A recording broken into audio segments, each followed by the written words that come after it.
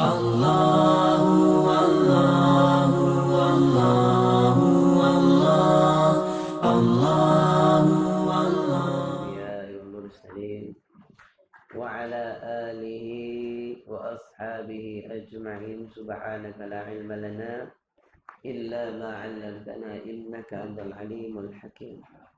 Wa qala rabbi shrah li sadri ويسر لأمري واحلل عقدة من لساني يفقهوا قولي أما بعد. Dari muka surat 12 kitab Jawi, kitab Rumi 39.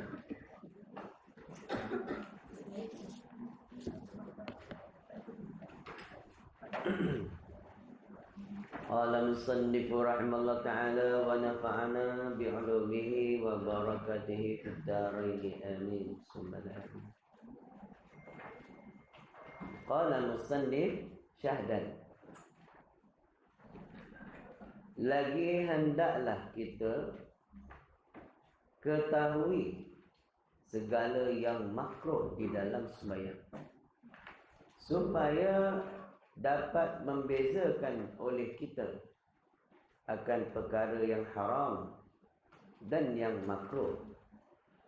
Dan lagi supaya tentu fardu dan sunat, dan lagi supaya berbeza di antara berat dan ringan.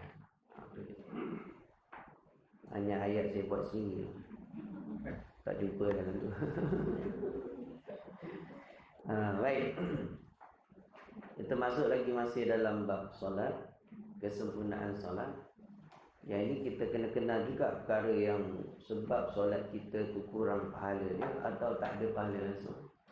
Iaitulah bila kita melakukan perkara-perkara yang makruh daripada sudut syar'iah. Jadi ini kena dielakkan. Di antara perkara yang makruh, bau badan yang bukan main hawa lagi. InsyaAllah. Contohnya dalam, memang kita tahu dia bekerja keras lah.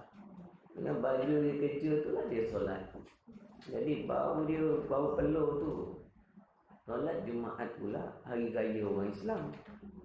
Nabi suruh kita pakai pakaian paling baik sekali. Kalau dapat pakaian baru, pakaian baru. Raya, hari raya. Kalau tak, yang paling cantik, yang paling baik yang kita ada. Dan berwangi-wangian. Sunat berwangi-wangian tu. Bukan hari Jumaat je, hari tak Jumaat pun. Ya. Jadi ada orang kata bulan puasa tak boleh wangi, makruh. Yang tak boleh wangi itu menghilangkan bau mulut, yang itu makruh. Sebahagian ulama kata makruh, sebahagian kata tak apa. Yang dikehendak itu bau mulut orang puasa wangi itu maknawiyah, bukan zahiriyah. Jadi bila dia maknawiyah daripada sudut di sisi Allah, bukan di sisi makhluk. Bukan Allah ada hidung pula membau dia, kan? Kata dia tak apa. Adalah ulama kata lepas zuhur yang tak boleh, sebelum zuhur boleh. Lepas gincir matahari buat juga komo-komo makruh.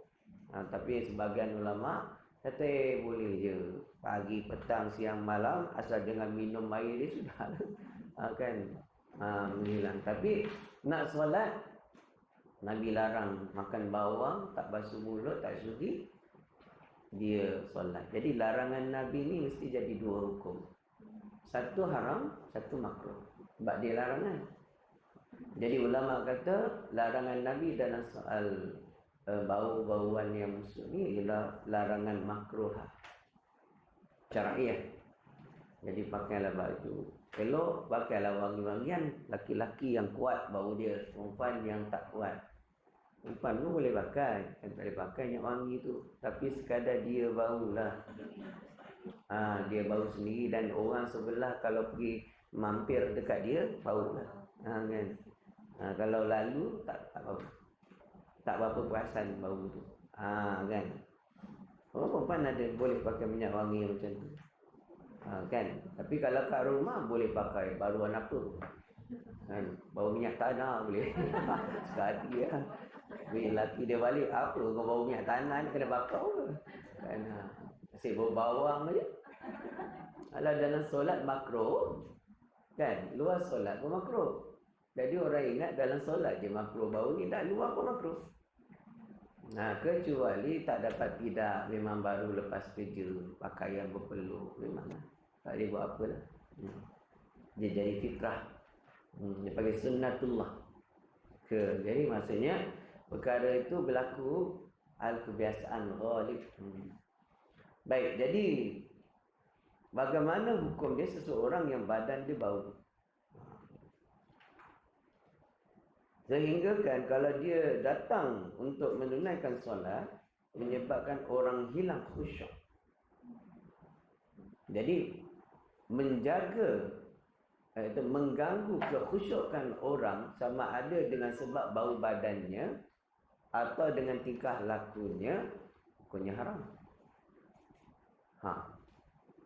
Mengganggu, hukumnya haram. Jadi menunaikan solat secara berjemaah, hukum dia sunat. Macam mana dalam hal ni? Sembahyang berjemaah itu sunat. Kalau dalam satu kelompok fardu kifayah berjemaah, kecuali Jumaat. Jumaat fardu ain semua lelaki. Perempuan sunat saja. Kalau fardu yang lain perempuan tak sunat. Dia ikut hal, keadaan, keafdalan. Untuk dia solat berjemaah di masjid tu, apa keafdalan yang ada ketika itu? Yang afdal dia solat tu di rumah, tapi boleh jadi afdal di masjid dengan beberapa sebab lain. Tapi kalau laki-laki, dia sunat muakkadah, yang sangat diberatkan untuk menunaikan berjemaah di masjid, tapi dia masih kategori sunat. Sedangkan mengganggu orang yang sedang mendirikan solat tu hukumnya haram, termasuk main mercun. Dah tahu orang tengah solat ni bakal mercun, mengganggu kekhusyukan solat orang, punya haram. Itu haram. Dia memang pandang remeh. Alah, hari ni hari raya padahal dah kawan pakcik tu, mercun kau habis solat ni. Ya. Kan, dia melata. Ada saya punya sepupu dia kembau. Tak batal, tapi terganggu khusyuk dia. Dia sebut walaupun bercakap tu tidak membatalkan dia. Kerana apa tu? Kerana dia bukan diusahakan dengan sengaja. Tapi jika dia melatah sambil bergerak, bunyi bom, melatah, lompat, kan? Sehingga gerakan dia sampai 3 kali, batal. Kerana nadir, jarang berlaku yang demikian itu. Sama juga tengah solat, anak lari-lari, main kejar-kejar, langgar buntut dia, terdorong ke depan, batal. Padahal bukan sengaja tu, tapi tetap batal kerana nadir. Itu dalam hukum fiqh. Baik, kembali pada masalah tadi. Jadi macam mana satu orang yang memang badan dia bau, pasal keturunan ke atau pasal memang itu budaya dia? Contoh maaf cakap Al-Bangla lah. Macam mana hukum dia? Maka jika sekiranya dia mengganggu kekhusyukan tu, jatuh makruh. Jatuh makruh juga. Bukan dia sengaja nak ganggu, tapi memang dia punya apa kita panggil kebiasaan, daripada sebab makan dia ke apa. Jadi saya ni kalau solat Jumaat, adalah Mr. Bangla duduk sebelah, masih lagi tak boleh tahan. Tapi saya agak heran, ada orang perempuan suka bau tu.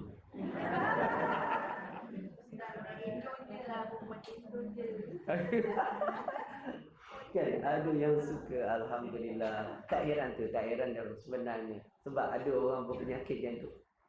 Ada orang dia punya penyakit cabu, dia putih-putih dia bau. Sedap. Bagi dia agaknya. Kan. Bagi orang macam ni dia boleh. Di mana pergi dia ni? Bangga. Makruh di dalam sembahyang supaya bezalah. Baik. Ada pun yang makruh di dalam sembahyang itu iaitu 15 perkara. Yang pertama, menilik ke atas langit dengan tiada hajat. Saja sembahyang. Dia punya ni kan kubah cantik, Masjid Negeri ke Masjid Shah Alam kan. Dia punya ukiran tu. Sebab saya pernah semayang mula-mula sampai. Mula kat dinding. Oh ya Allah, cantik ni. Kan? Cantik dalam hati. Habis hilang khusyuk. Makruh. Tak batal. Dalam masalah hukum fiqh tak batal. Tapi kalau daripada sudut kesufian, tasawuf batal. Kerana tiada khusyuk. Khusyuk bagi mereka wajib. Kita ni orang awam ni, khusyuk ni cuma sunat saja. Baik. Kalau sampai mengganggu kekhusyukan, boleh berubah hukum. Solat. Contoh, satu orang yang yang dapat mengkhusyukkan sembahyang dia dengan cara melelapkan mata. Maka lelap mata tu asal hukum dia makruh. Hilang makruh jadi harus. Bahkan sampai jadi sunat pula. Jika sekiranya dapat khusyuk tiap kali dia solat. Dia lelap mata dapat khusyuk. Kan? Maka sunat dia lelap mata. Asal dia makruh. Jadi fiqh ni dia cabang luasnya dalam perbahasan tu, dia tengok pada illat. Dia panggil illat dia, illah. Baik.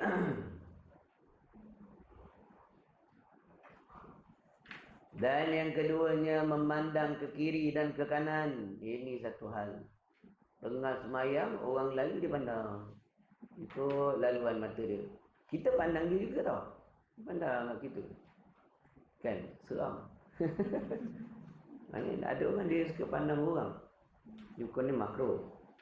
Jangan pandang orang, pandang kiri, pandang kanan, makruh dah. Ketiga, meludah ke kanan. Yang ketiga, meludah ke kanan. Maksudnya boleh meludah ke kiri. Makruh tu meludah ke kanan dan meludah ke hadapan. Sebab depan ni kiblat. Jangan kata dalam semayang, luar semayang ni dah tahu tu kiblat, ludah ke depan. Perbuatan itu dipanggil jahat adab. Su'ul adab. Hukum dia makruh. Bukan dengan niat menghina. Kalau dia menghina Kaabah, menghina kiblat, batal iman. Itu juga sebelah kanan ni penuh dengan kemuliaan. Sebab tu Nabi SAW akan mengkanankan semua perbuatan yang baik dia. Perbuatan yang kurang baik, kiri. Yang tak baik, kiri. Masuk jamban. Keluar jamban kanan, masuk jamban kiri. Keluar rumah kiri. Tapi masuk rumah kanan.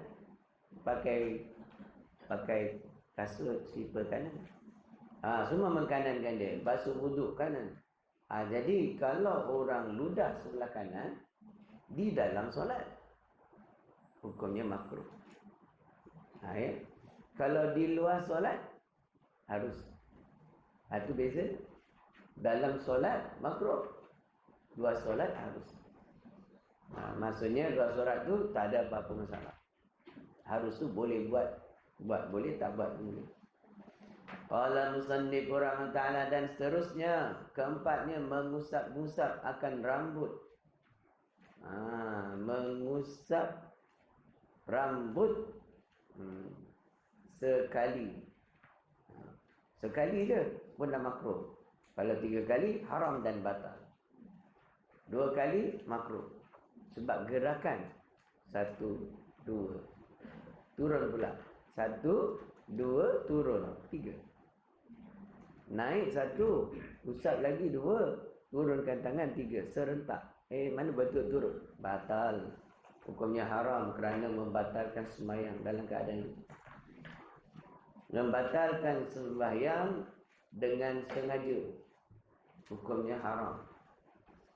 Saja dibatalkan begitu, tak boleh. Kena ada reason baru boleh batal. Apa reason dia? Kerana nak solat berjemaah. Jadi dia sembahyang seorang diri kat masjid, tak ada orang.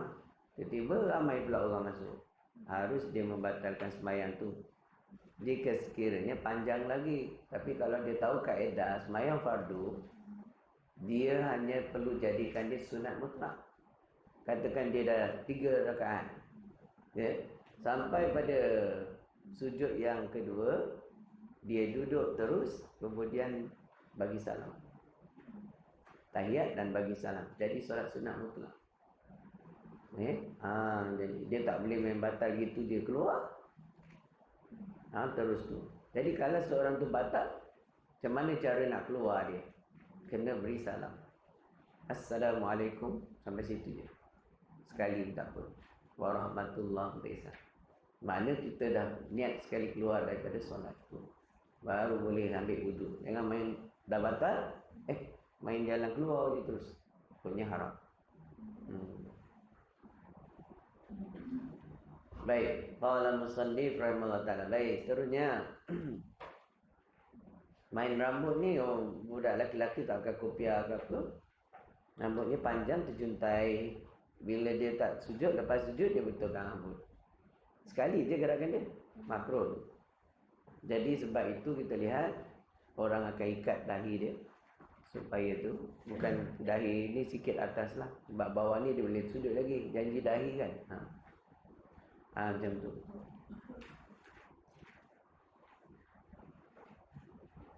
Seterusnya ambil.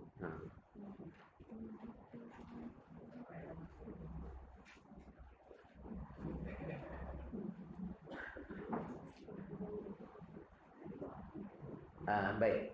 Kelima, melentangkan tangan pada mulut. Kenapa orang buat macam ni?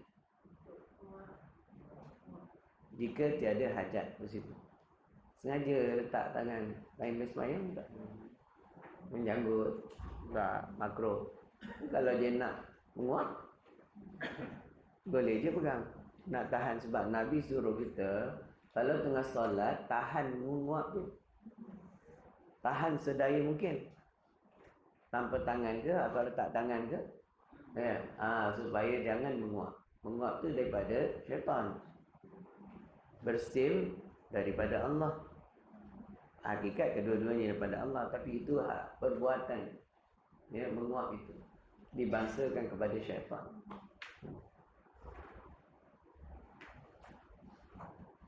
Lagi keenamnya, melentangkan tangan pada lambung. Letak tangan kat lambung sini. Ada letaknya ni. Apa kejadah? Tak batal semayang kalau gerakan dia tu bukan 3 kali turut. Yang ketujuhnya, melentangkan tangan pada pinggang. Letak kat pinggang. Kan? Yang kedelapan, mengurai-ngurai kain. Ini memang selalulah. Baik laki perempuan saja pandai. Nguraikan kain, kibas-kibas. Betul-betul. Itu makruh tu.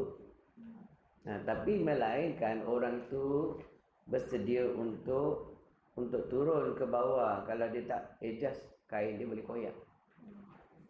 Jadi orang perempuan dia akan tarik sikit tekung ke depan. Orang lelaki akan tarik sikit kain dia ke, sensing sikit ke. Kalau orang badan besar kan, dia terpaksa buat benda tu supaya kain dia tak koyak. Batal lah sebenarnya dia koyak. Nampak aurat. Boleh. Ni maksud mengurai kain tu, main kain. Dan yang kesembilannya, menahan kencing dan berak. Kalau nak kencing berak-beraklah dulu.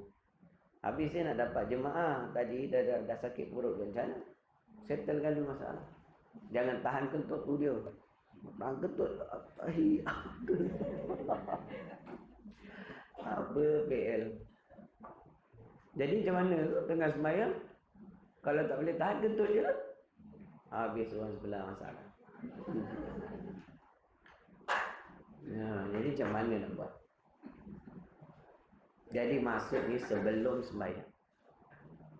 Kalau rasa nak kentut dah, pergi jauh kat bilik air ke mana, kasih settle dulu. Begitu nak kencing ke nak berak. Kencing beraklah dulu, jangan takbir tahan lah. Ni orang nak jemaah.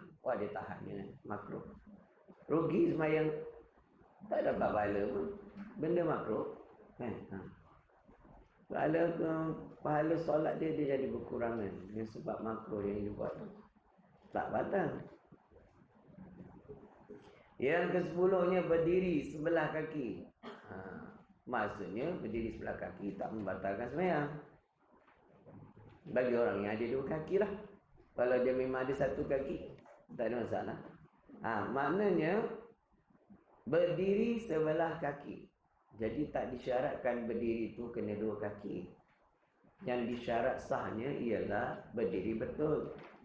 Berdiri betul tu makna tegak, tak bungkung. Jadi kalau dia angkat sebelah kaki tak ada masalah lah. Makruh lah maksudnya. Tak batal. Dan yang kesebelahnya, ingatnya akan makanan.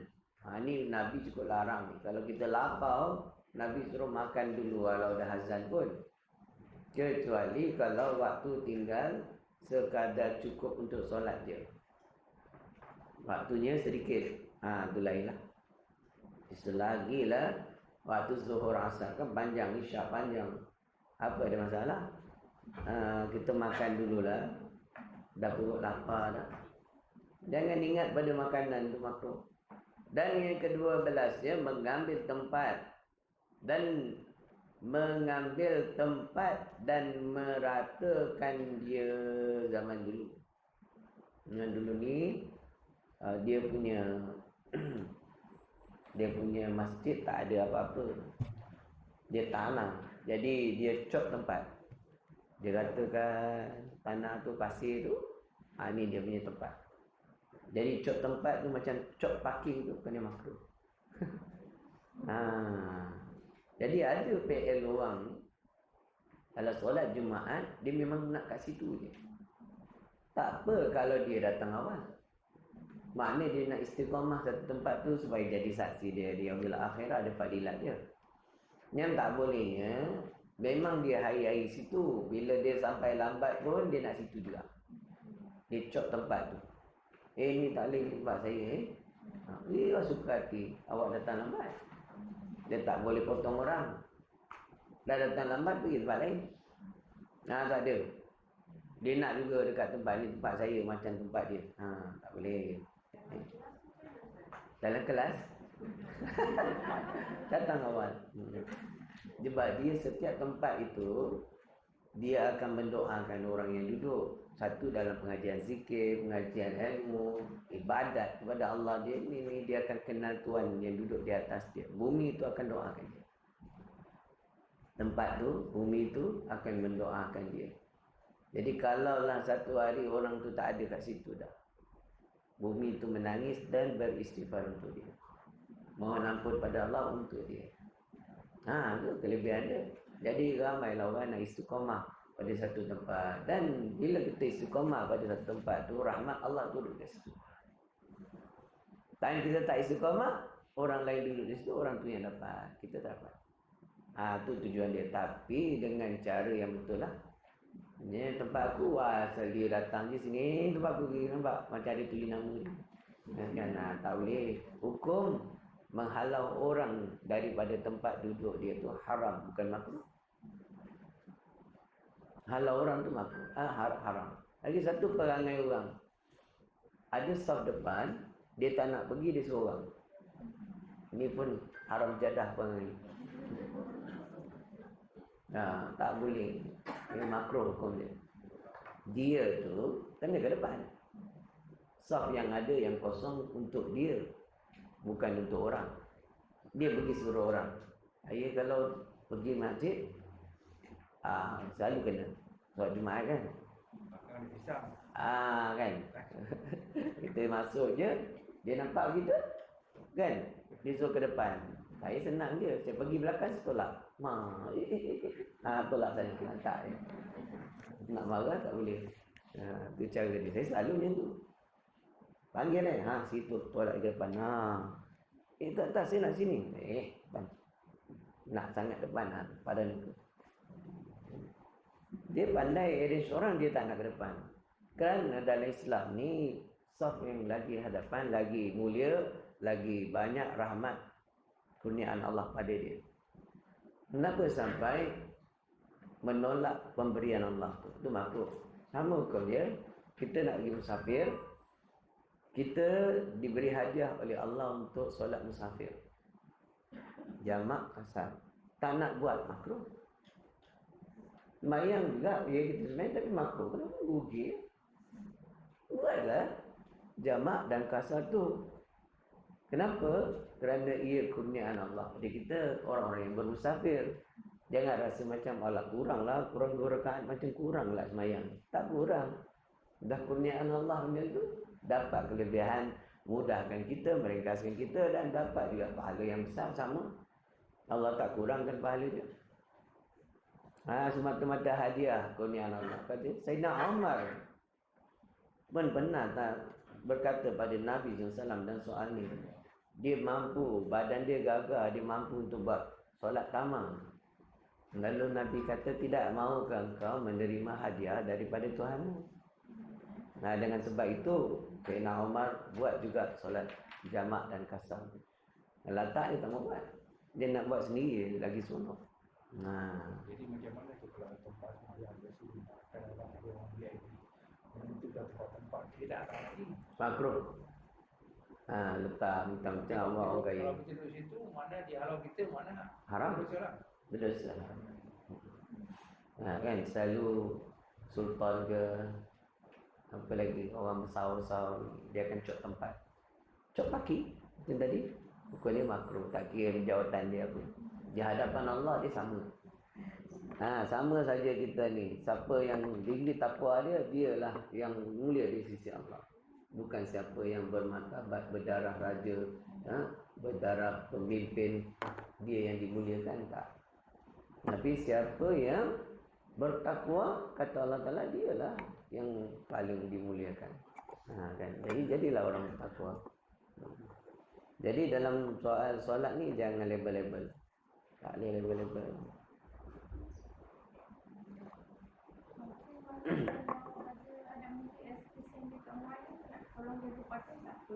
Boleh. Guru selalu dapat kelebihan kat situ. Wah, parking cop tempat. Tak, memang dah tulis lah. Imam ada. Walaupun tu imam tak ada kereta. Sebab imam ada, pembaziran berlaku. Kan, kosong aja. Jadi, maksudnya ada keharusan syarak sana kerana memudahkan bagi imam. Kalau imam parking jauh, nak solat Jumaat, dia ni afdal datang lambat. Imam, waktu nak khutbah, baru afdal dia datang. Bukan datang ketika orang ramai datang. Makmum, sunat datang awal. Imam, sunat datang lambat. Ketika nak khutbah, baru datang. Jadi kalau tak ada tempat dia nak parking, bunyilah jauh, datang berpeluh nak khutbah dah tak selesa. Hilang semangat khutbah dia. Jauh nak jalan, cangut. Rumah dah pencen dia, cangut.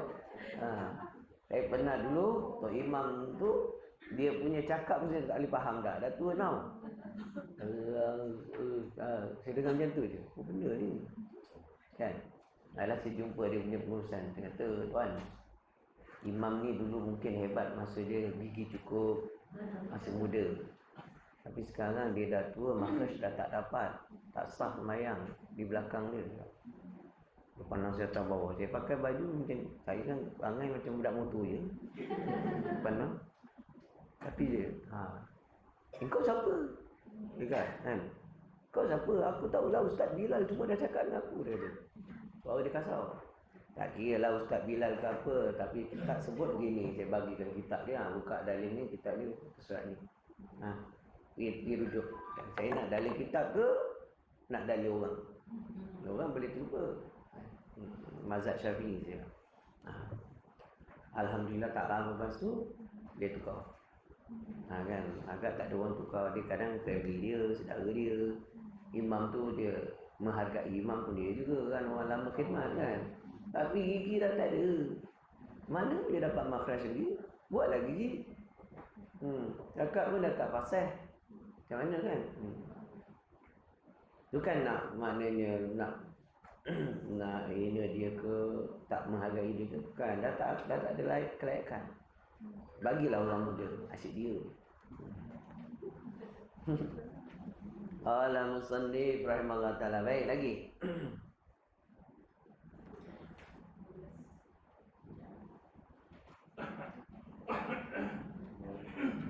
Mana lagi? Ke 13. menyaringkan, menyaringkan yang lahan. Baik. Mengambil tempat dan meratakan dia, satu. Dan yang ke-13, menyaringkan yang lahan.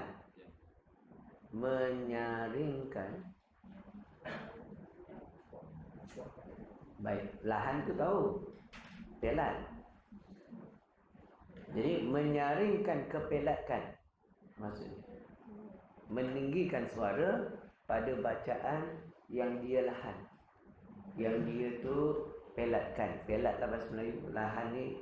Lahan ni dua, ada lahan jali, lahan khufi. Kalau lahan jali batal terus main tu. Tapi kalau lahan khufi makruh. Contoh lahan khufi itu dia memanjangkan harakat mat. Yang contohnya Alhamdulillahi Rabbil Alamin. Wah, lagu apa ni buat? Ain tu 2 harakat, dia bantai 3 harakat, 4 harakat. Baca yaring pula, jadi makruh kat situ. Jadi orang yang lahan ni tak qari sebenarnya. Bila dia tak qari, dia kelayakan untuk jadi imam tu tak turun pada level bawah.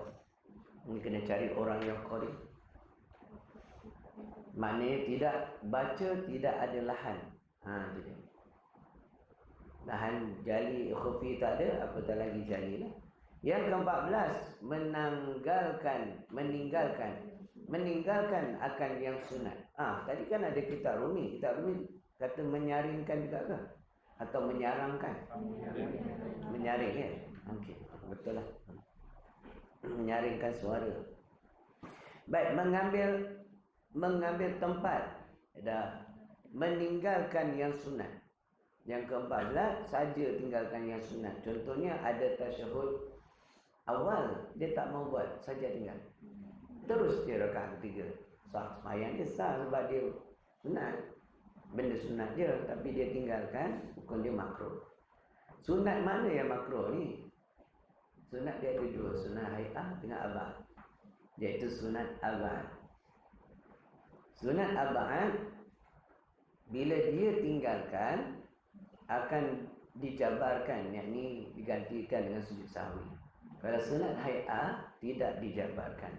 Bahkan sunat hai'ah ni kebanyakannya kena tinggalkan jika sekiranya berlaku sesuatu, ketinggalan sesuatu. Contohnya, imam dah baca Fatihah dah, tak sunat lagi. Tak sunat lagi baca doa iftitah. Dan tak sunat lagi baca a'udzubillah. Sebenarnya baik. Padahal sepatutnya baca at-ta'awuz itu hukumnya sunat. Kenapa tak sunat lagi baca a'udzubillah? Padahal dia antara tuntutan sunat hai'ah. Kerana dibimbangi waktu dia baca Fatihah itu, cukup kadar untuk habiskan bacaan Fatihah yang sederhana. Cuma dengan sebab dia tambah bacaan sunat a'udzubillah tu, menjadikan dia tak sempat habis Fatihah. Imam dah rukuk. Dan dia kira yang dia masbuk. Padahal tidak masbuk. Demikian tu. Hendaklah dia ni menghabiskan juga bacaan Fatihahnya. Itu satu. Yang kedua, kalau dia baca a'udzubillah, padahal kadar masa yang dia ada dapat berdiri bersama dengan imam tu hanya cukup atau tak cukup. Tak cukup untuk habiskan Fatihah, tapi dia tetap kena baca Fatihah sekadar yang dapat. Tapi dia ambil sedikit masa untuk baca a'udzubillah. Jadi sebelum dia rukuk untuk tumakninah dengan imam, dia kena tambah bacaan Fatihah sekadar yang dia baca ketika a'udzubillah. Dia tak boleh tinggal macam tu, dia tak boleh rukuk terus. Walaupun dia mustahab untuk dapat rukuk serta tumakninah dengan imam tu. Tapi dalam hal ni sebab dia dah sibukkan diri dengan yang sunat, itu sebab dia kena baca juga. Kadar masa a'udzubillahi minasyaitonirrajim 1 ayat. Katakan sampai ihdinas siratal mustaqim, imam rukuk. Dia kan kalau dia dapat tumakninah, rakaat tu dia kira. Kan? Dia kira. Tapi kalau tak dapat tumakninah, rakaat itu kira kena tambah tu rakaat. Jadi bila imam rukuk, dia ihdinas siratal mustaqim, dia tak boleh rukuk. Dia kena siratal ladzina an'amta alaihim, baru rukuk, imam tu selisih. Rakaat tu baru tambah satu rakaat. Tapi kalau dapat lagi stay lebih kurang kadar subhanallah, masa dia dapatlah rakaat tu. Itulah mustahab ni adalah hal bacaan sunat. Jangan suka-suka baca tanpa tahu hukum dia. Jadi ada ketikanya menjadi satu perkara yang boleh menyebabkan batasnya. Qala musannif rahimahullah ta'ala lagi.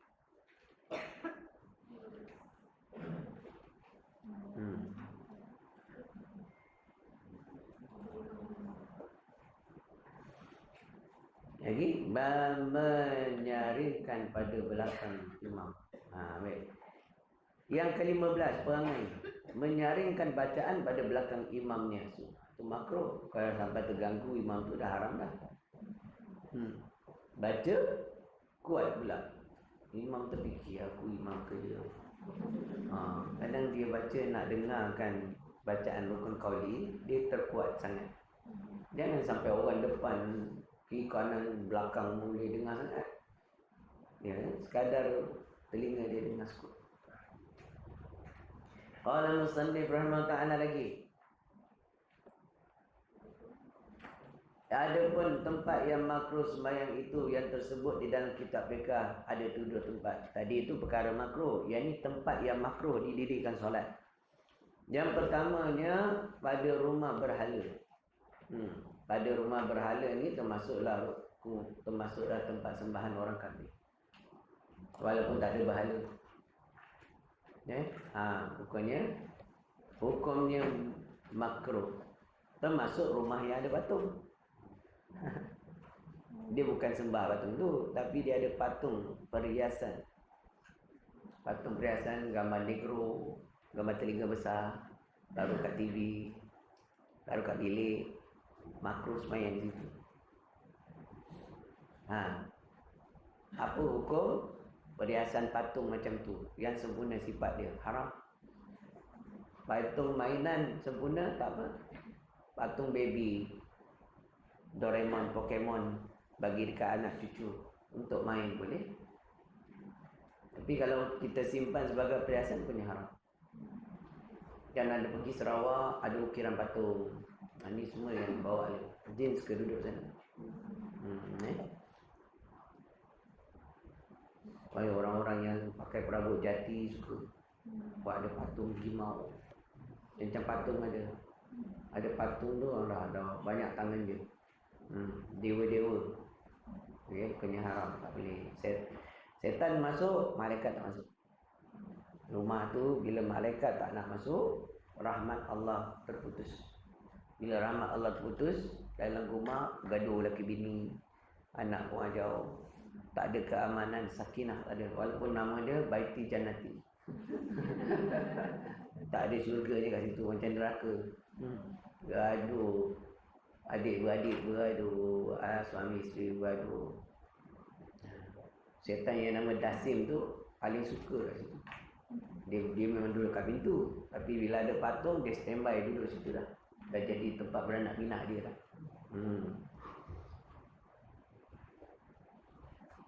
Qala musannifu rahmallahu ta'ala. Baik, terus lagi. Yang keduanya pada tempat mandi. Pada tempat lain, al-hammam. Tempat mandi orang Arab panggil hammam. Tempat berak panggil baitul khala. Jadi di al-hammam ni makruh tempat mandi dia. Yang ketiganya pada tempat kuburan. Kubur dan kuburan ya. Pada tempat kuburan. Baik dekat kuburan tu ada surau kecil dia buat, ada wakaf. Boleh tak sembahyang situ? Dia namanya kubur juga. Tapi dia buatnya surau. Contohnya kita pergi makam wali di Negeri Sembilan, makam Syekh Said Linggi dengan keturunan dia kan, ada surau kecil kat situ. Apa hukum sembahyang di situ? Dia kata tadi sembahyang di kuburan makruh. Ya, ini kuburan yang tiada tempat yang dihaskan. Jadi dia semata-mata kuburan. Semayang kat situ makruh pada hukum dia. Apakah halnya pula orang yang buat mengaji khatam Quran di kuburan selama 3 hari 3 malam atau 7 hari 7 malam? Sejak arwah itu meninggal, dia tak pernah tinggalkan tempat tu sebab nak dapat fadilat. 3 langkah meninggalkan ahli kubur tu akan datang 2 malaikat. Jadi malaikat tak dapat datang selagi dia ada. Itulah dasar dia. Sebab Nabi kata 3 langkah warga ke orang tinggalkan makam jenazah tu dalam kubur tu, baru malaikat datang soal jawab. Jadi dia pun pandai. Dia pergi telefon ustaz-ustaz Hafiz ke pondok ke, tolong hantar anak murid lah. Tak lama lah, 3 malam contoh kan. Jadi 3 malam tu macam mana? Dia kena buat amal di situ. Jadi dia letakkan satu wakaf, buat amalan dekat wakaf tu. Semayang pun kat situ. Dia tak bagi ke masjid. Dah tak boleh tinggal kubur tu. Jadi tak boleh seorang lah, kena 3 orang bagusnya. Kalau 2 orang, seorang pergi berak, seorang kata kadang-kadang alamak. Dia takut hantu kubur, hantu Jepun semua kejauh. Tapi itu yang diamalkan dulu tahun 60-an, 70-an ini popular. Kan? Pada dasarnya dia bukan sunnah Nabi SAW.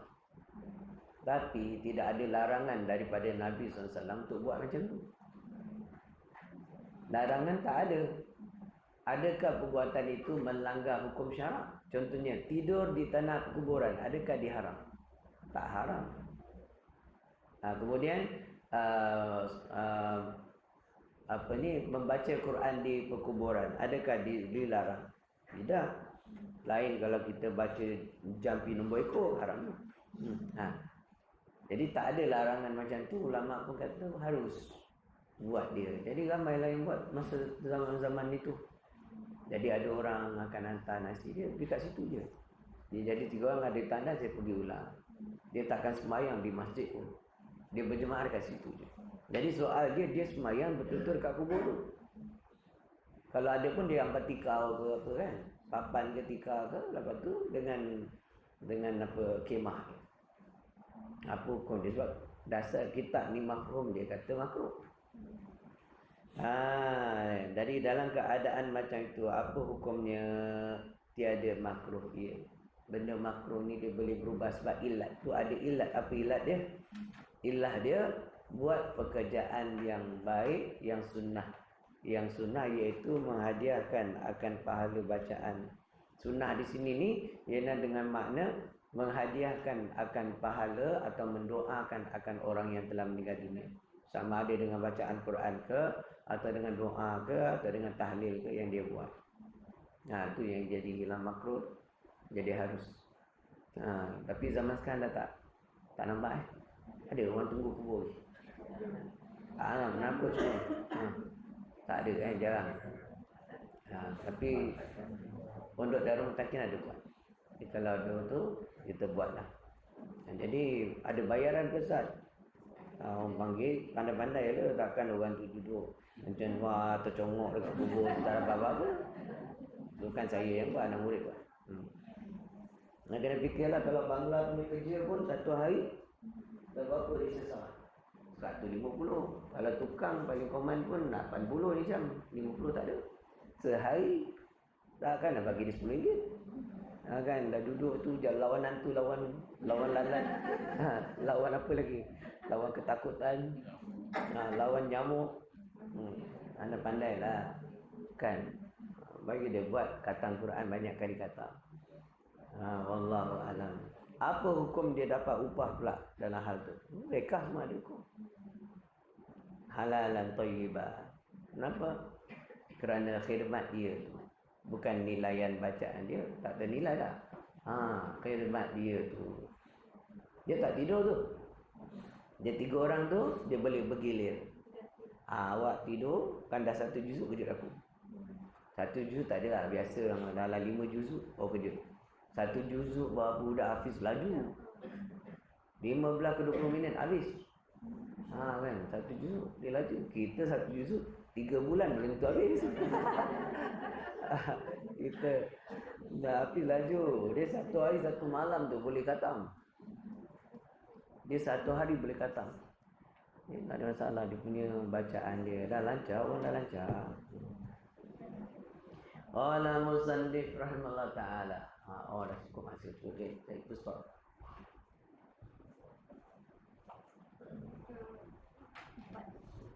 Lagi.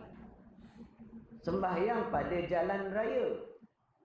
Jalan raya tu buat orang lalang. Ini hukumnya jalan raya ni makna dah tahu ni buat kereta jalan, motor jalan.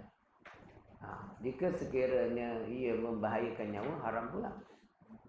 Itu sekiranya tahu tempat tu yang lalu kita lembu je. Tak contohlah. Jalan raya juga.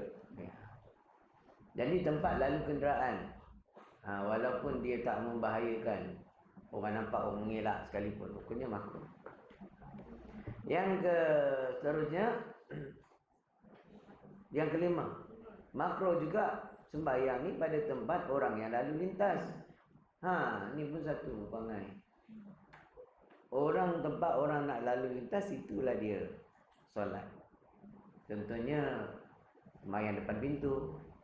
Jadi pada makrum pengarang ni, masjid memang tempat solat, tapi ada tempat laluan orang nak pergi ke laluan ke saf ke apa, kat situ makruh juga. Melainkan dah penuh dah depan, baru tak makruh. Depan dah penuh, dia tak dapat tidak, sini dah penuh, kiri dah penuh, tempat laluan tu saja yang boleh dia isi, baru hilang makruh dia. Tapi kalau dia punya luas masjid tu, depan pintu juga awak nak sembahyang. Lepas tu awak dah datang lambat Jumaat. Bila imam dah bagi salam, awak tambah lagi rakaat. Orang nak keluar dah tak boleh keluar. Dia duduk depan pintu. Dah orang nak kerja. Berzikir sunat. Betul tak? Tapi berjemaah berzikir disunatkan. Dia bukan wajib. Jadi orang tu nak menunaikan hak dia sebagai pekerja yang disuruh oleh pengurusnya atau bosnya ialah solat tu, bukan zikir tu. Tapi dah maklum dah kebiasaannya lepas solat zikir, setakat tu je. Tapi kalau lebih-lebih, tunggu sampai setengah jam masa dia. Jumaat panjang, meruntukkan 2 jam. Nak makan lagi? Jadi dah curi masa dekat situ. Orang akan yang bekerja dia akan cepat nak keluar. Jadi kita ganggu lalu lintasnya. Makruh. Jaga. Sebab tu tak boleh. Kena tengoklah keadaan. Nak duduk tu. Kalau kat rumah pun samalah. Depan pintu dia sembahyang. Yang keenamnya pada tempat orang yang membuang sampah. Tempat botol, buang sampah, bau busuk, makruh. Dan yang ketujuh pada tempat orang yang berbuat kejahatan, yakni tempat orang yang berbuat zina dan lainnya. Contohnya dia sembahyang dekat tu lah. Tempat orang buat tak elok, main judi, buat zina dan sebagainya. Kenapa? Padahal tempat tu tak najis, boleh dia sembahyang. Kerana tempat-tempat yang sebegitu tu dalam laknat Allah. Bila-bila masuk Allah boleh datangkan bala. Jaga. Dan demikianlah makruh tempat sembahyang. Maka hendaklah kita semua ni peliharakan bersungguh-sungguh daripada sembahyang pada tempat yang tersebut itu. Wallahu a'lam bissawab. Sabda Nabi sallallahu alaihi wasallam, idza hadaratis salat falyu'azzan lakum ahadukum. Atau kama qala, artinya apabila hadir waktu sembahyang. Kat sini apabila hadaratis salat, hadir oleh kamu kerana nak menunaikan sembahyang. Tapi dia pasal makna sini, apabila hadir waktu sembahyang pula, masuk waktu, maka hendaklah salah seorang daripada kamu, riwayat Imam Bukhari dan Muslim. Apabila hadir waktu sembahyang, makna mafhum perkataan Nabi ni yang dikendak tadi kata hadir untuk menunaikan solat tu ialah apabila telah masuk waktu. telah masuk waktu baru boleh melakukan azan. Selagi belum masuk waktu belum boleh melakukan azan untuk solat. Dan tujuan solat itu ialah untuk berjemaah mendirikan solat. Tu tujuan azan tu. Jadi kalaulah orang tu datang pukul 3, dia nak berjemaah juga, boleh sunat dilakukan azan. Bukan nanti masuk waktu je mesti azan, tak.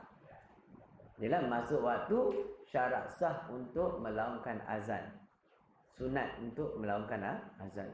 Tapi bilakah waktu dia tu sebenarnya tuntutan azan tu? Ketika nak mendirikan solat berjamaah. Lihat tu kat sini, iza hadaratis salat. Iza apabila hadarati engkau hadir as-salat untuk mendirikan solat. Maksudnya bila kau nak solat baru sunat azan. Belum solat, belum sunat azan. Tapi sekarang orang azan sebab masuk waktu. Walaupun dia tak semayang, dia azan dia semayang. Contohlah. Jadi salah faham orang ramai apabila dia beranggapan setiap kali masuk waktu mesti kena azan, tu salah. Dia salah kat situ. Sebab azan bukan sebab masuk waktu, sebab nak mendirikan solat, yakni nak hadirkan diri menunaikan solat. Lebih lagi berjemaah atau tidak berjemaah. Kat rumah boleh azan, walaupun tak ada jemaah, tapi orang suka iqamah je. Lainnya azan pun sunat juga. Bukan nanti maknanya ada jemaah baru azan. Tak. Kalau azan dekat rumah kita tu baik. Syaitan lain. Walaupun seorang-seorang kat bilik, mana tahu ada yang nak berjemaah dengan dia, puteri bunian. Makmum, tajuk dia makmum. Tu dia. Bila waladhalin, bila ramai. Tadi aku semayang seorang ni kat dunia, ramai. Masa rukuk mata pandang, tak ada lah. Tu mulut tu bergemang dia punya leher dia. Tu kalau iman tak kuat lagi lah. Kalau iman kuat pun macam nak lari, tapi meninggalkan sembahyang haram. Sampai habis juga. Assalamualaikum warahmatullahi sekali cabut. Kalau nak rasa suasana macam tu, pergi Masjid Rembia dalam. Masjid Rembia dia ada dua, luar kat jalan raya, ada dalam. Situ memang banyak orang soleh. Rijal tu baik banyak. Dia ada roh masjid tu. Dia pergi kali pertama pun dah ada rasa. Malam-malam pergi lakukan azan. Jangan azan, iqamah. Iqamah, tengok ada tak yang ikut berjemaah. Ya. Orang kampung tu pun ada yang dah kena. Kali dia Ustaz, ada salah seorang tu namanya Banua. Dia pun cakap, kali tu Ustaz, kita pun waladhalin. Dah seorang-seorang kuat lah sikit baca. Nak khusyuk katanya. Amin. Tiba-tiba bergembang. Dia tu kan. Tapi dia kata ni, dia pun makhluk Allah juga, nak solat. Aku jadi imam. Jin memang suka berimamkan manusia. Sebab title manusia tu Allah muliakan. Al-insan, dia mulia title dia daripada jin. Maka sebab tu jangan merendahkan diri di hadapan jin. Allah dah memuliakan Bani Adam. Sebab tu Rasul-Rasul Allah utuskan di kalangan manusia. Jin tak ada. Jin tak ada Rasul. Tapi dia beriman dengan Nabi Muhammad sallallahu alaihi wasallam. Jadi dah juga di golongan beriman. Yang beriman. Wallahu alam. Ada soalan lain tak? Sekarang ni kan Jin Samsudin. Dan kebiasaan golongan ini juga suka mendengar-dengar kuliah. Contohnya arwah Tuan Guru Haji Ahmad bin Ahmad Qasim. Itulah pengusaha pondok yang ada di kampung saya lah, Bayi Rumput Rambia. Jadi dulu ada pondok sana, fikir moyang tu. Ada ada jin tu nama dia Haji Jai. Dia pergi haji dah. Sampai sekarang ada lagi. Allah panjang umur dia. Sampai ratusan tahun, ribuan tahun. Ya. Haji Jai nama dah pergi haji. Wallahu alam. Jin ni ke mana-mana tempat 2 jari je. Dekat bagi dia. Dia macam Jin April nak pergi angkatnya Ratu Balqis punya singgasana. Dia kata kepada Nabi Allah Sulaiman, sebelum Nabi Allah Sulaiman ni duduk, bangkit daripada duduk dah sampai. Dekat bagi dia. Okay? Sini nak pergi Arab dekat dia. Jadi siapa yang berkawan dengan jin dia untung. Dia boleh pergi Mekah sekejap. Kena kawan dengan dia lah, bukan sembah dia. Kawan kita minta tolong tak boleh. Tolong hantar aku pergi Mekah sekejap. Kata kawan.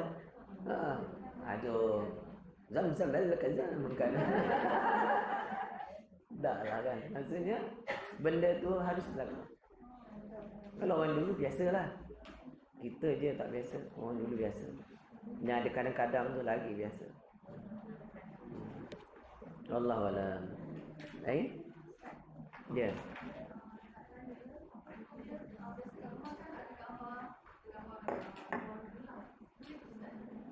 Gambar family ya.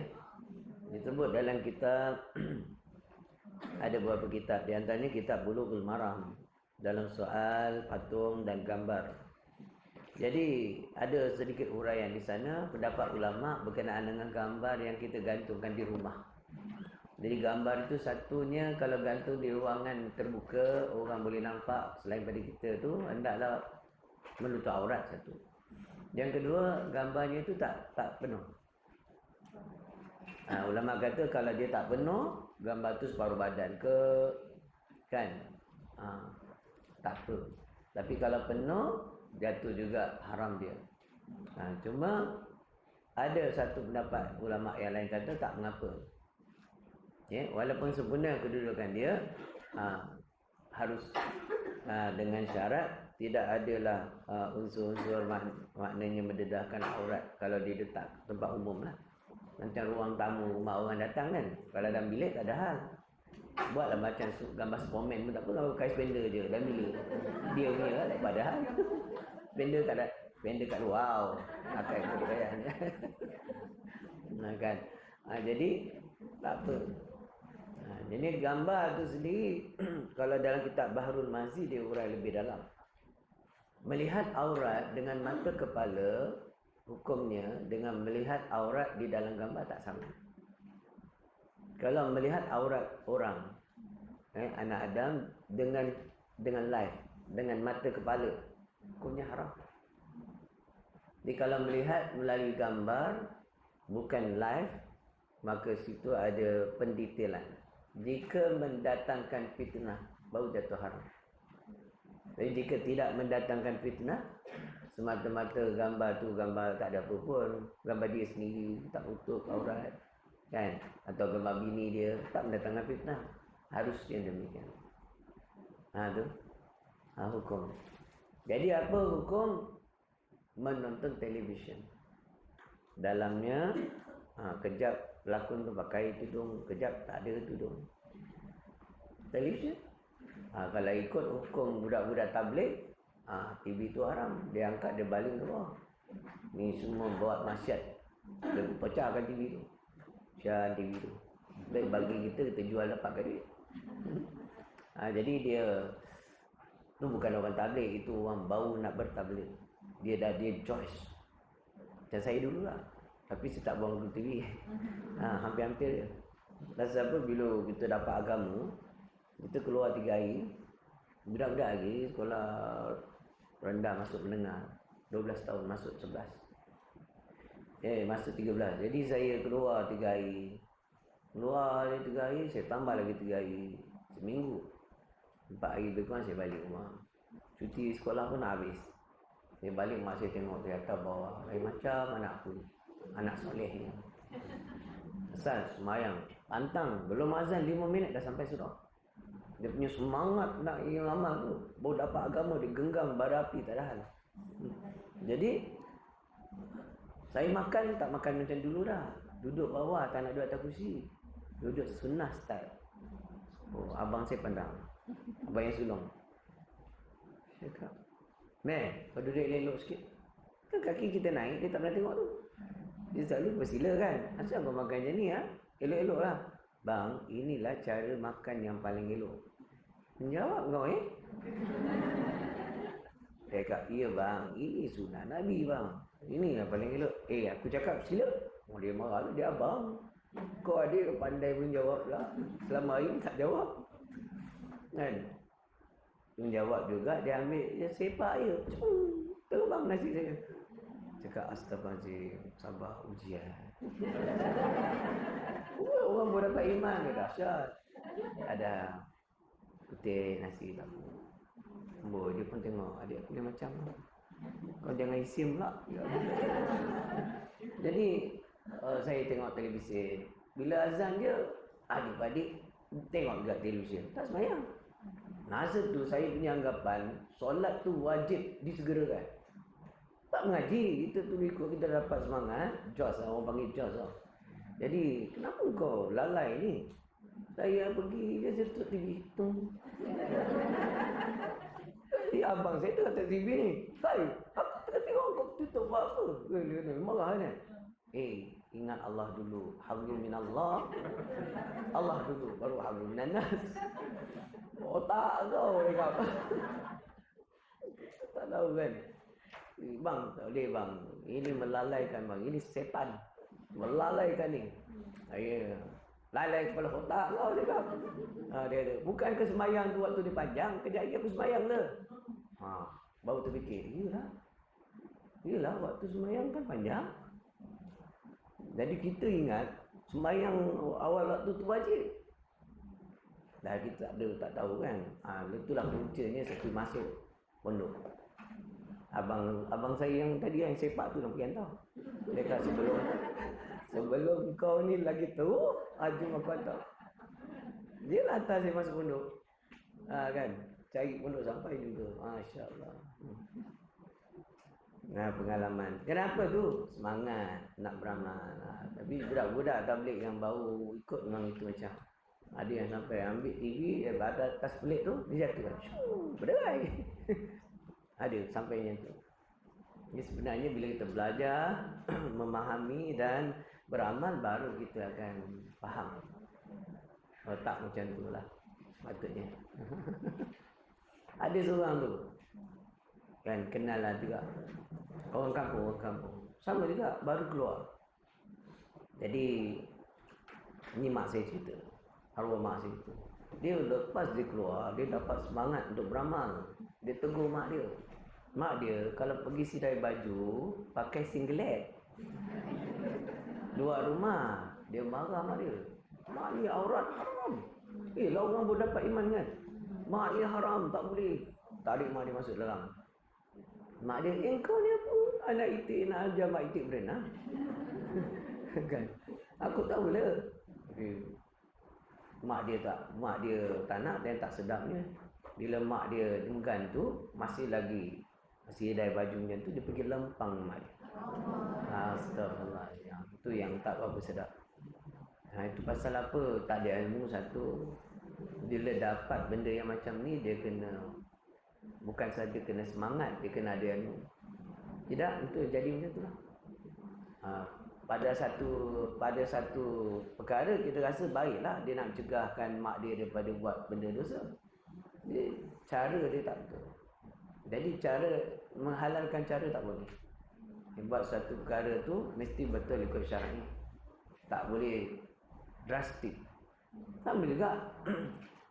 Satu orang tu dia jumpa saya. Dia tanya, Ustaz, macam mana Ustaz? Bini saya ni susah Ustaz. Susah macam mana bini dia ni? Apa masalah? Ustaz, saya suruh dia solat, suruh tutup tudung Ustaz.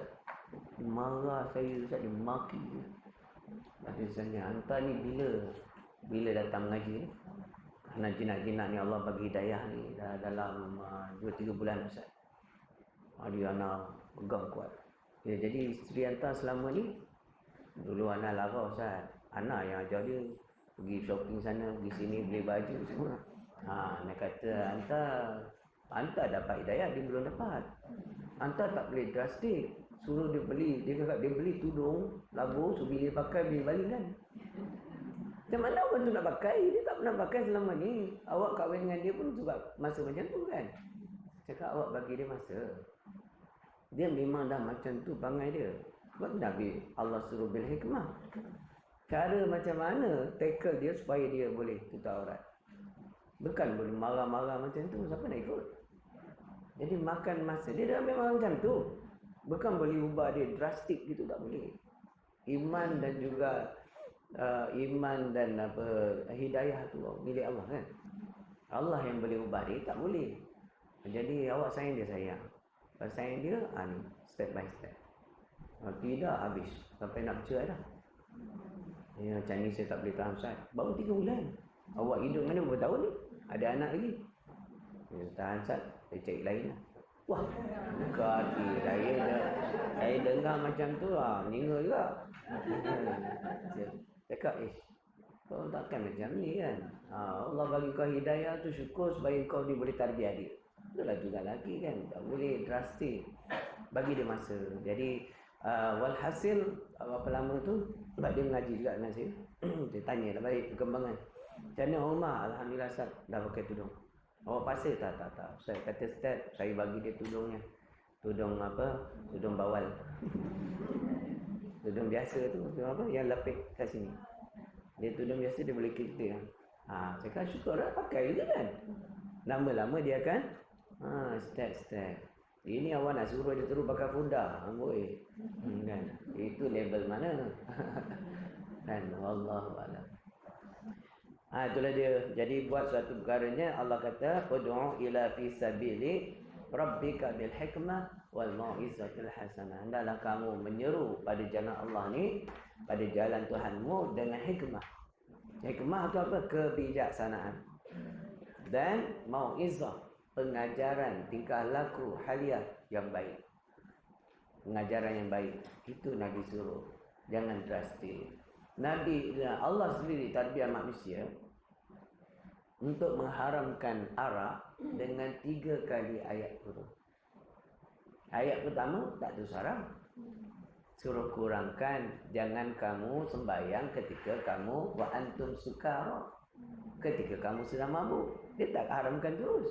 Boleh sembahyang lagi tapi jangan mabuk. Jangan mabuk ketika sembahyang tu. Minum boleh lagi. Sahabat-sahabat dulu suka minum arak. Orang Arab. Kan. Sampai sekarang boleh suka. Kan. Jadi pengharaman arak juga ada tingkatan. Maknanya Allah nak ajar kita nak seru pada jalan Allah ni dia kena start. Tak boleh main satu kali. Wah, awak masuk syurga terus habislah. Dia kena start. Semua masuk neraka dia di syurga. Wallahu a'lam bishawab. Ada soalan?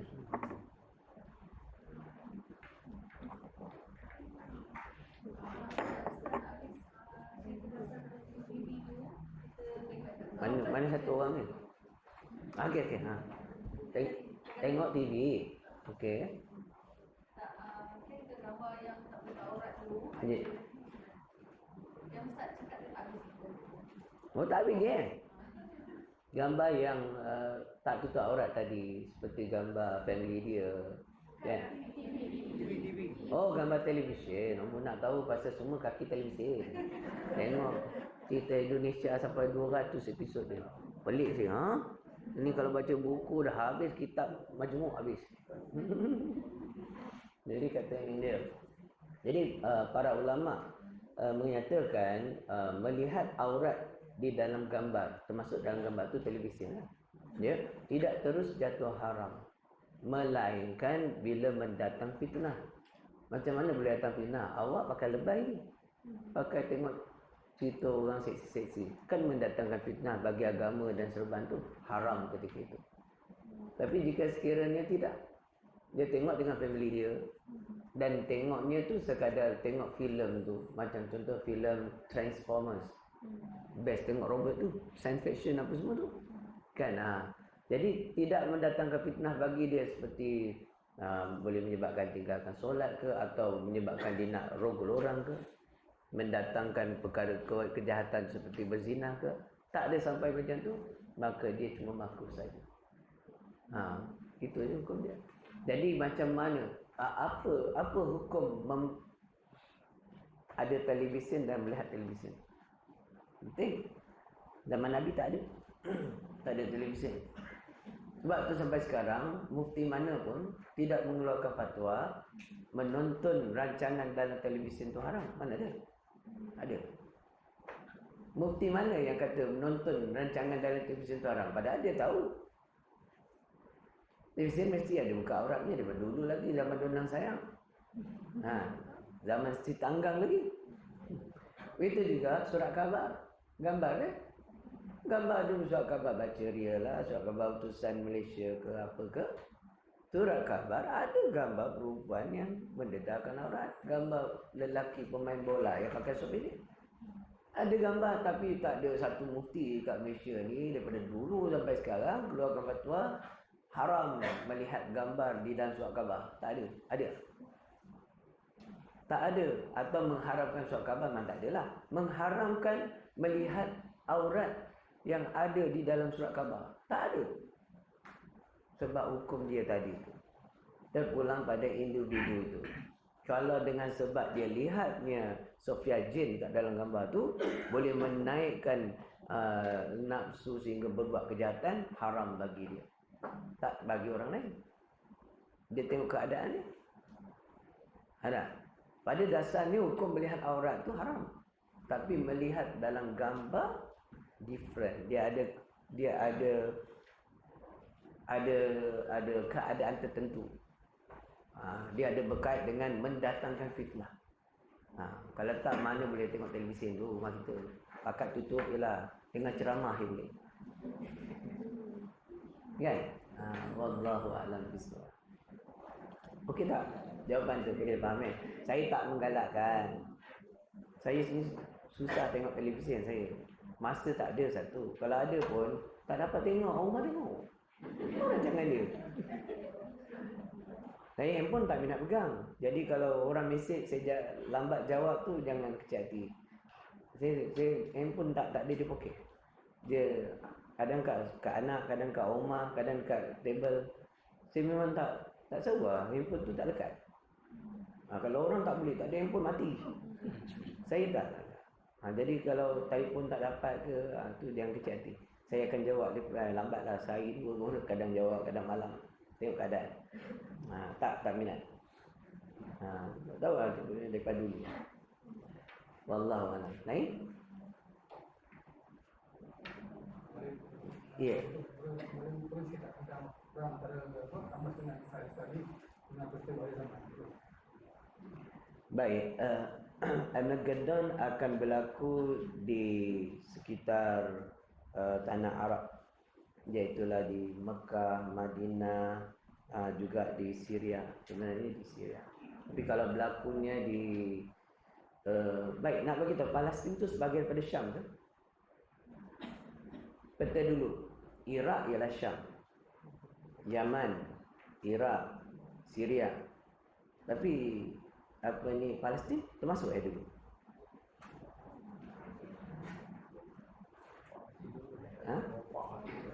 Tak kan? Okey, sebenarnya peristiwa besar perang itu berlaku ialah di tempat yang saya sebut tadi, sekitar Syam, Arab Saudi, Mekah, sekitar itu. Jadi kalau dia lain daripada itu, dia adalah bunga. Contohnya orang kata Palestin tak pernah menang dalam peperangan. Nanti perang ni kalau betul-betul berlaku perang dan menang, akan ni. Tapi itu ialah peristiwa bunga-bunga hampir sangatlah. Sebab kita tengok tanda-tanda akhir zaman semua dah ada dah. Tapi gunung emas belum lagi kan. Hampir-hampir nak keluar dia. Kan? Dah ada pula orang kata jumpa emas dah. Wallahu a'lam. Masa jangan leka-leka lagi lah. Ini masa genting. Banyak ulama kata peristiwa dia akan berlaku satu kemarau panjang 3 tahun berturut-turut. Itu sangat-sangat nyata. Jadi kemarau tu belum bermula. Mungkin tahun depan kan. atau tahun seterusnya, wallahu a'lam. Tapi maksudnya jika nampak satu tahun tu kemarau, kemudian tahun selepas, tahun keduanya lebih dahsyat kemarau dia, dan tahun yang ketiga lagi sampai setitik air tak ada. Itu tanda besar. Jadi peperangan sebelum pada Al-Maghadan tu, dia akan ada rentetan mujahidin yang Allah pelihara. Setiap zaman tu Allah akan pelihara mujahidin. Satu grup mujahidin ni, dia kalau lawan menang aja, tak pernah kalah. Jadi mujahidin ni yang tak pernah kalah ni kita belum nampak lagi. Wallahu a'lam. Jadi itulah, nak lebih-lebih tak pandai macam tu lah. Ya. Untuk bapak-bapak yang tak selalu lah kan. Ya. Kalau tengok kucing tu. Baik, hendaklah ada di dalam hati kita setiap kali lihat benda maksiat di dalam televisyen tu, iaitu benci dan tidak suka kepada maksiat yang berlaku. Dia bini orang melakukan watak dengan teman lakonan dia, peluk-peluk. Hati tu kena benci. Tak benci, kita dapat saham. Tu masalah tengok televisyen. Tengok juga, tapi bila ada maksiat yang berlaku, dapat juga. Jadi dosa tu dapat juga sekali. Wallah. Ya. Mana? Okey.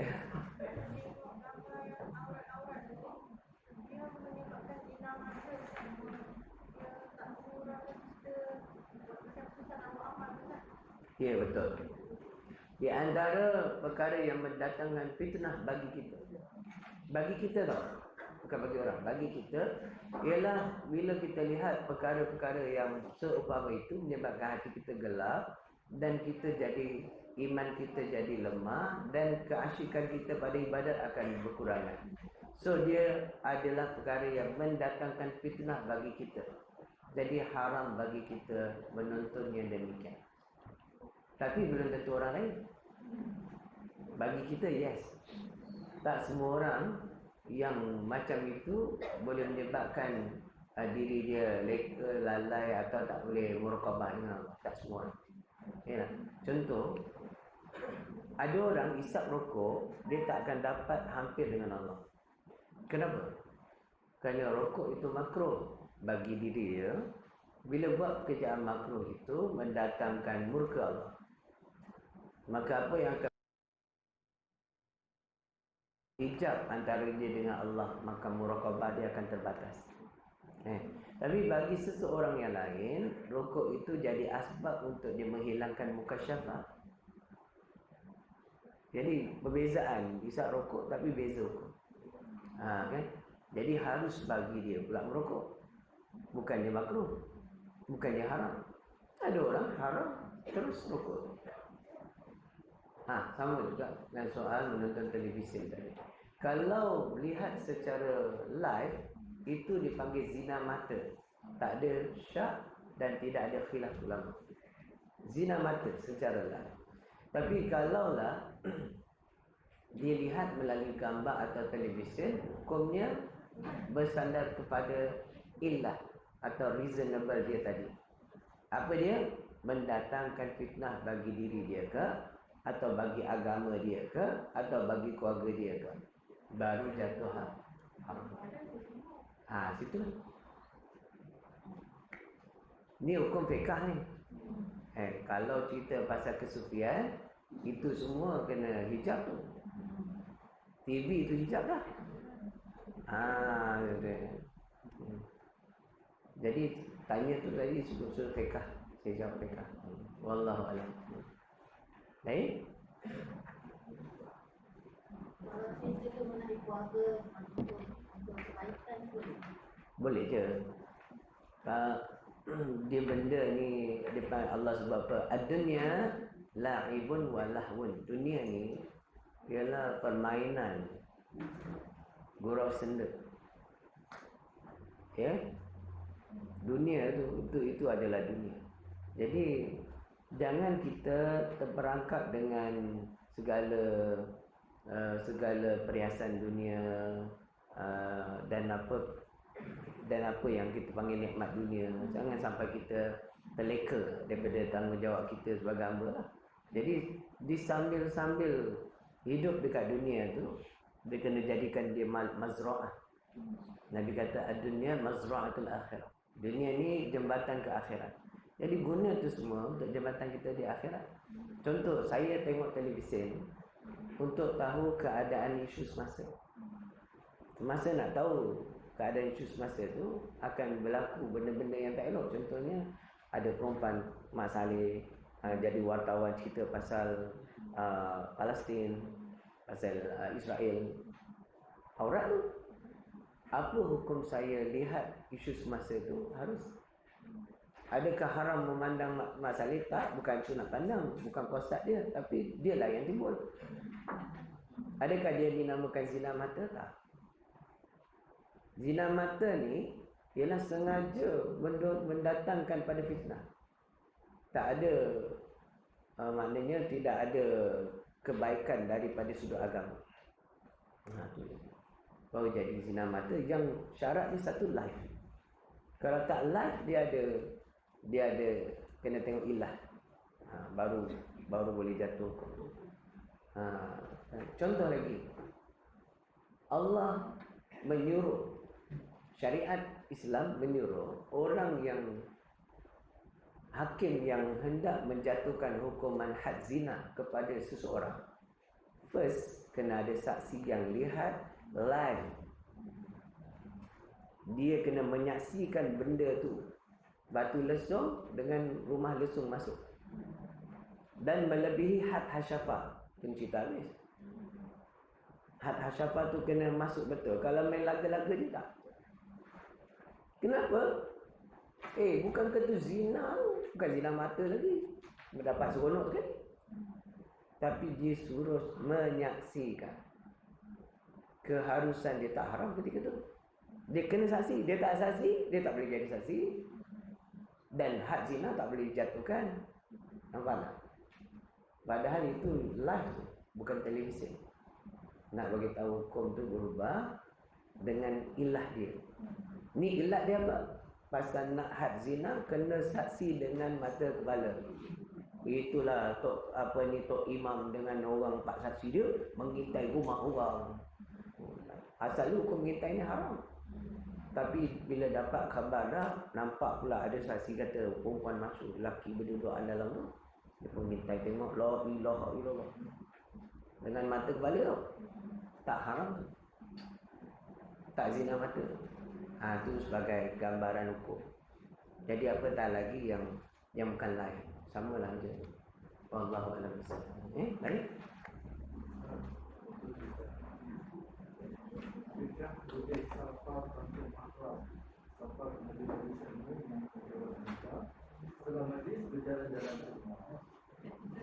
Apa hukum bermusafir?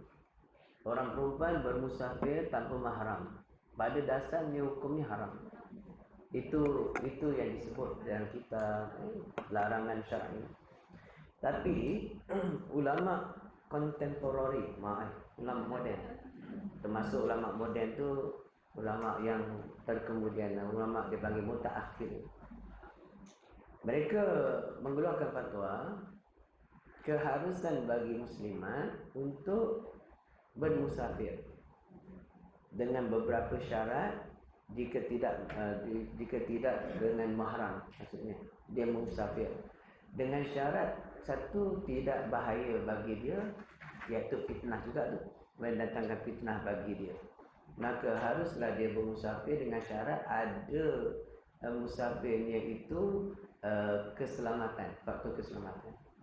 Contohnya pergi Mekah, umrah, dia pergi dengan grup perempuan atau satu grup jamaah yang ada mutawif. Dan ini mengelakkan akan fitnah. Maka ulama mengharuskan dia. Sama juga dikiaskan dengan nak pergi mengaji, tempat yang baik, masjid, dengan syarat ada ada kawan lah baru tak datang fitnah. Kalau tak ada kawan, dia seperti seorang-seorang saja tetap diharamkan. Nah, itu dengan syarat jika sekiranya contohnya orang perempuan dia akan bermusafir pergi kerja seorang-seorang naik kereta, tapi adakah dia membahayakan dia? Tak. Naik kereta bahaya tak? Daripada rumah pergi ofis. Ofisnya dekat Aikro, dia dekat Kayu Rumput. Dia seorang-seorang dalam kereta. Adakah bahaya? Tak bahaya. Maka harus yang demikian itu. Kan? Tapi kalau bahaya, haram. Itulah dia. Ulama moden berbahasan. Tapi dasar hukum dia, perempuan musafir kena berdua. Atau nak pergi kedai, nak pergi masjid, kena ada mahram yang mengikuti dia. Anak dia ke, adik-adik dia ke. Ya? Musafir maknanya keluar, berjalan. Tapi safar daripada makna syar'i melebihi 2 marhalah. Keluar lebih 2 marhalah. Contohnya dia kerja. Dia perempuan kerja bawa konduktor lori. Dia seorang dia tak bawa kondak. Kadang dia bawa lori kontena tu dia seorang. Dari Melaka pergi ke Kelang. Buat Kelang. Seorang je. Apa hukum dia? Dasar hukum dia wajib dia kena ada mahram dia. Tapi dia bekerja hari-hari tu aja. Kat situlah murahnya. Wallahu a'lam. Soalan ni? Ada اللهم نور قلوبنا بك الهداية كما نورت على شمسك أبدا أبدا برحمتك يا أرحم الراحمين والحمد لله رب العالمين تقبل الله منك. الله الله الله